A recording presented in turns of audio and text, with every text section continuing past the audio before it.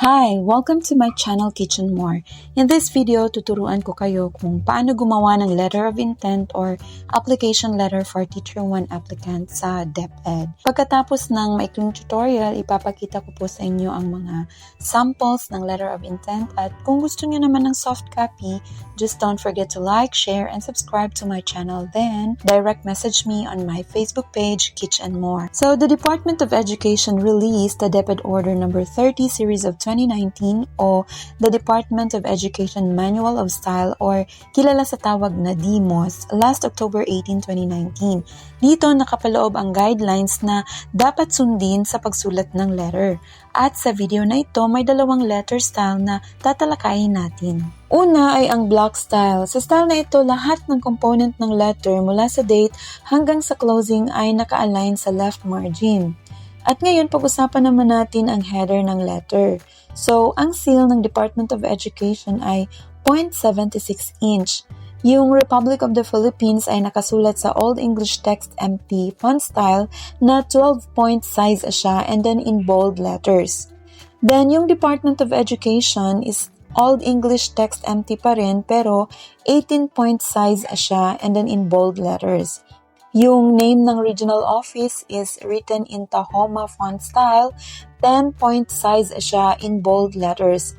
Then, yung name ng office is written in Tahoma font style, which is 10-point size and in bold letters.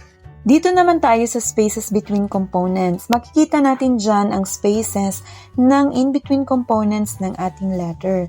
Sa soft copy ng samples na ibibigay ko, naka-apply na yan doon kaya konting edit na lang ng inyong details.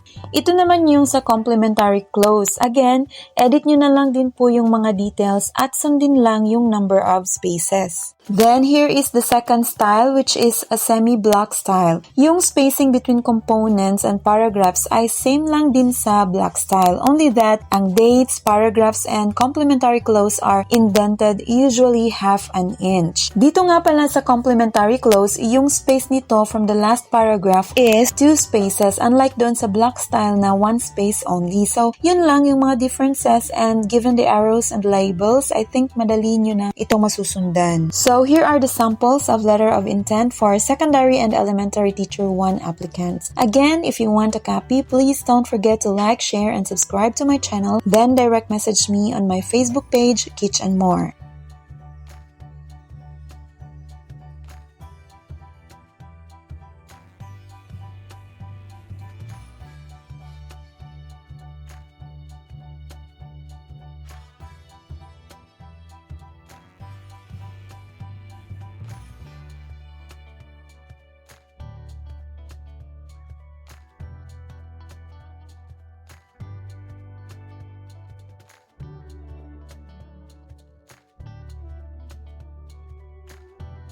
So that ends our video on how to make a letter of intent for Deped ranking. If you think this helps, please don't forget to like, share, and subscribe para marami pa tayong matulungan. Thank you!